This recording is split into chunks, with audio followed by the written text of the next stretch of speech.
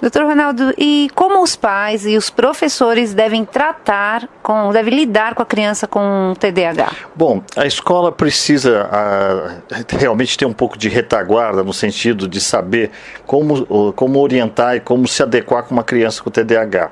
Então existem coisas assim. A primeira coisa, uma criança com TDAH, principalmente quando ela está sendo tratada, é fazer com que ela seja trazida para mais próximo do professor, para que a atenção dela não seja tão flutuante.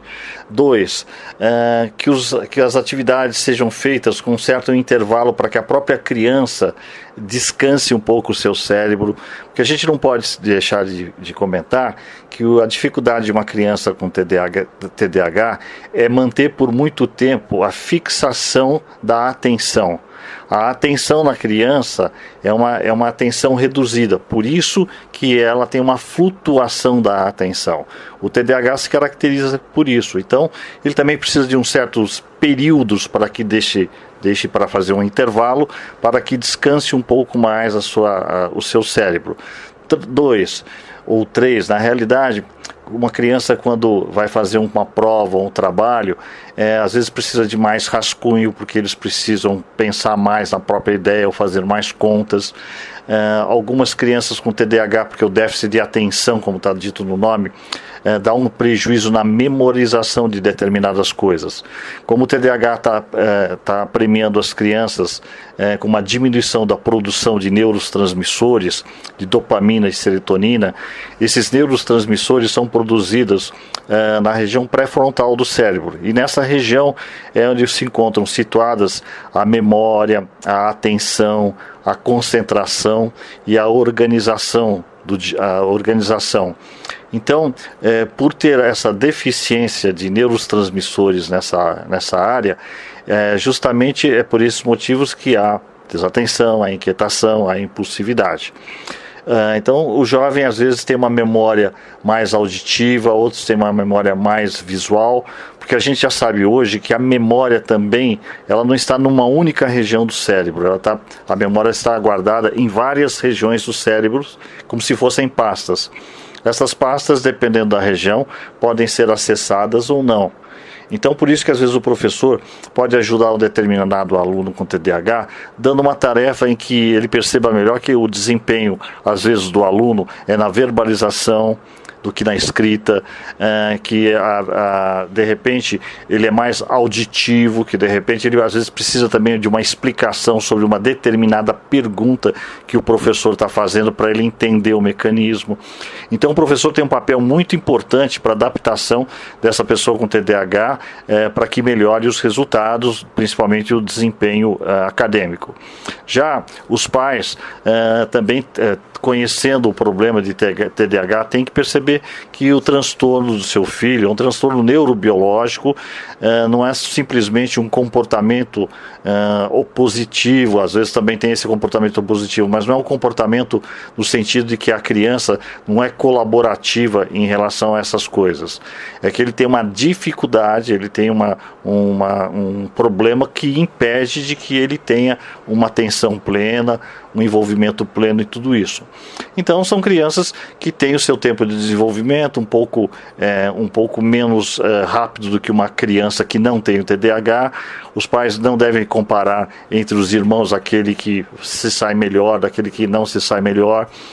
Tem que perceber que esse jovem precisa desse apoio familiar, fazer com que o próprio jovem perceba que o TDAH é um transtorno, é como se fosse uma necessidade de você usar um óculos. Como assim?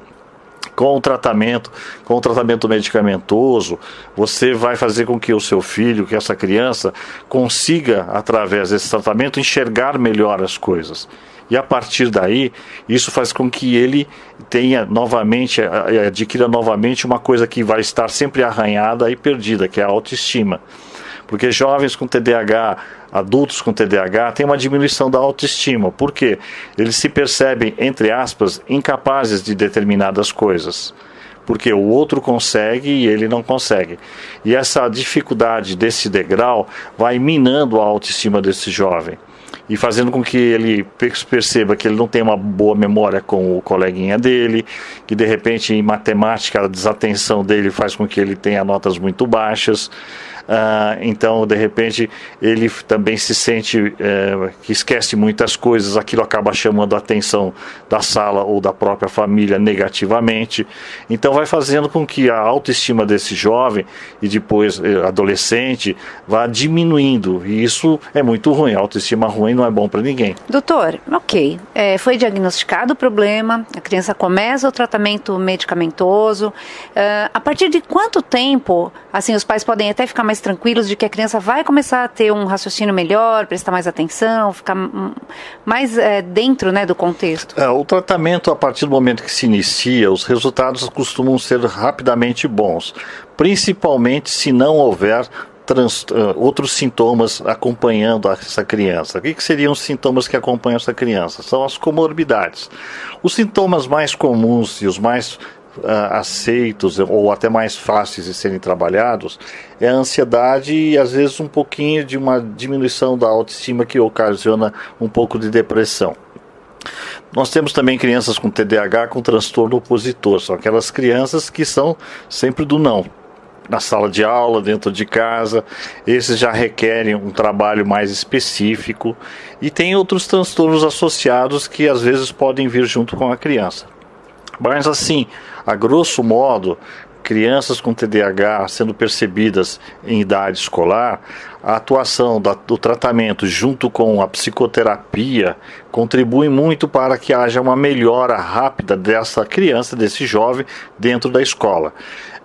Como eu trabalho também com adolescentes, trabalho com pré-adolescentes, a gente observa nitidamente que os prejuízos nessa faixa etária ainda não são totais, ou seja, os seus pensamentos e as suas crenças pessoais ainda não estão totalmente formadas.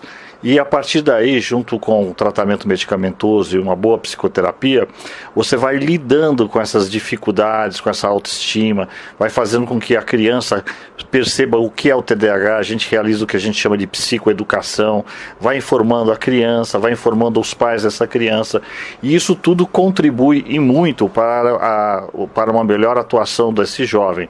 Então a gente observa bons e excelentes resultados, principalmente quando, como eu disse agora há pouco, as comorbidades não são tão fortes assim, que são sintomas associados. Doutor, diz uma coisa, essa doença, ela é predominante de alguma região? Qual a incidência no mundo desse transtorno? Então, o TDAH é um transtorno, né, como eu falei, de origem neurobiológica, e ele é bem democrático, existe em qualquer parte do mundo. Por volta de 3 a 4% da população tem o TDAH. Então você encontra na América do Sul, na América Latina, na Europa, na África, em todos os continentes você encontra o transtorno de déficit de atenção e hiperatividade. O que ocorre assim em jovens é que de repente você identifica, digamos assim, 10 crianças com TDAH e por volta de 18, 20 anos, 50% dessas crianças deixam de ter o TDAH. Então, isso significa que somente 50% daqueles que foram diagnosticados, de fato, vão levar o TDAH para a vida adulta, trazendo outras características para esse tipo de sintoma. Ou melhor, trazendo outras dificuldades para essa pessoa, né? Então, até uma questão, de repente um jovem, ele é revoltado, dá um trabalho para a família, e ele pode, então, ter algum tipo de transtorno relacionado? Sim, porque se não foi detectado quando criança, ele numa fase de pré-adolescente, adolescente, a gente sabe que eles já têm, né, essa impulsividade. Isso também pode estar mascarado, doutor? Olha, na realidade, realmente, por volta da adolescência, há uma mudança muito grande, tanto no menino quanto na menina.